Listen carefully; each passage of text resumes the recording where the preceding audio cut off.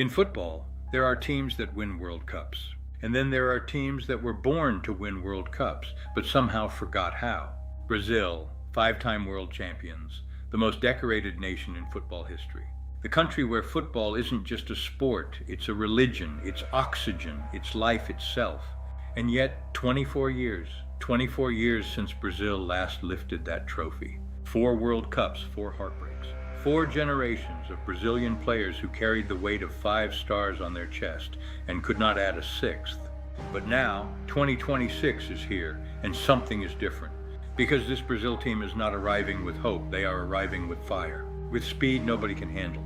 With a new coach who has never lost a final in his career. And with the most terrifying front 3 in world football today. The 24-year wait ends here, or the nightmare gets darker. Either way, the world is not ready for this Brazil. To understand how dangerous this Brazil team is, you first need to understand the pain they carry. 2002, South Korea and Japan.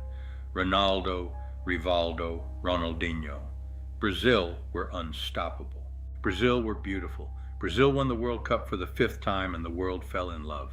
Then came the silence. The world watched as a nation stood still. 2006, eliminated by France in the quarterfinals. 2010, eliminated by Netherlands in the quarterfinals. 2014, the darkest night in Brazilian football history. 7 goals against Germany at home. The whole country stopped breathing. A nation cried on live television. 2018, eliminated by Belgium. 2022, eliminated on penalties by Croatia. Heartbreak again. The 24-year curse is not a story anymore. It became a pattern, but patterns can be broken. Everything changed when Brazil made one phone call. Carlo Ancelotti. The most decorated club manager in football history, 5 Champions Leagues, champion in 5 leagues. When Brazil appointed Ancelotti, it sent a message. We are serious. We are done with excuses. He installed a 4-2-4 formation. Aggressive, vertical, built to attack from everywhere. More positional discipline, a cleaner structure than Brazil has had in years. But most importantly, he gave Brazil belief. Under Ancelotti, Brazil don't just play football, they hunt. And then there is the player at the center of everything, Vinicius Jr. Let's be honest about what Vinicius Jr. is right now. Not just for Brazil, for world football, he is the most terrifying attacker on the planet. Speed that makes defenders look frozen. Dribbling that belongs in a different dimension, left foot that has destroyed the best defenses in Europe. A mentality built in the hardest school in football, Real Madrid, Champions League, the biggest stages in the world. In 2026, Vinicius arrives at his first real World Cup as the complete player, not a prospect, not a talent, a weapon. And he said it himself, publicly, with full confidence. We are going to do everything to put Brazil on top again. Not hope, not wish, everything. Vinicius Jr. plays with an anger that is impossible to teach. He was disrespected, he was targeted, he was doubted, and every single time he answered with football. This World Cup is his stage, and the world should be very, very worried. But Vinicius is not alone. Because the attack Carlo Ancelotti has built might be the most dangerous attacking unit at this World Cup. Raphinha, the Barcelona destroyer. Raphinha has transformed himself completely. The player who arrived at Barcelona doubted became one of La Liga's most important players. Right foot like a rifle. Creativity in tight spaces. Goals from impossible angles. He plays with the joy of a kid and the precision of a veteran. In Ancelotti's system, Raphinha gives Brazil a right side that any defense in the world must respect, and a player who respects no opponent. Endrick, 18 years old and already scary. Endrick is 18 years old, read that carefully. 18 years old and already playing for Real Madrid. Already scoring for Brazil's national team. Already performing on stages that would break most players twice his age. He is fearless, he is clinical. He plays like a player who has been here before, like someone who was born specifically for the biggest moments in football. Brazil's last World Cup winner, Ronaldo, scored twice in the final at 25 years old. Endrick is 18. The timeline is terrifying. And then there is the name that divides opinions, Neymar. After 2.5 years away from football, injuries, surgery, doubt, and public criticism, Neymar returned, and he is back in the Brazil squad. Brazil's last World Cup winner, Ronaldo, scored twice in the final at 25 years old. Endrick is 18. The timeline is terrifying. This World Cup is Neymar's final chance to answer every single person who ever doubted him. His final chance to be the player Brazil always believed he could be.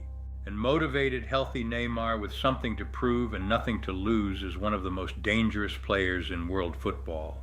Great attacks need great foundations, and Brazil's midfield gives Ancelotti exactly that. Bruno Guimarães, Newcastle's engine, physical, technical, aggressive when needed, one of the best midfielders in the Premier League. He gives Brazil a presence in the middle that simply did not exist in previous World Cup campaigns. Casemiro, the most experienced warrior in the squad, 3 Champions League titles. A player who has won everything there is to win and understands exactly what pressure feels like and how to handle it.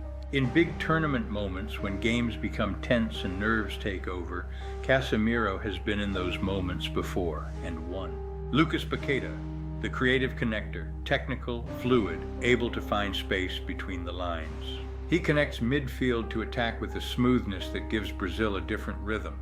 Together, these 3 give Ancelotti the control he needs to let his front 4 be free. And in goal, Alisson Becker, one of the 2 best goalkeepers on the planet. Calm, commanding, elite shot stopping. With feet that turn defense into attack instantly, Brazil have not had to worry about their goalkeeper for many years because of Alisson. And in a tournament where one penalty save, one impossible stop, one moment of brilliance can change everything, Alisson gives Brazil the total and absolute certainty they need to win it all on the world stage once again. So here's the reality of Brazil at World Cup 2026. They are in Group C, Morocco, Scotland, Haiti, a group they are expected to win. A group Ancelotti will use to build momentum, find rhythm, and give his front 3 confidence.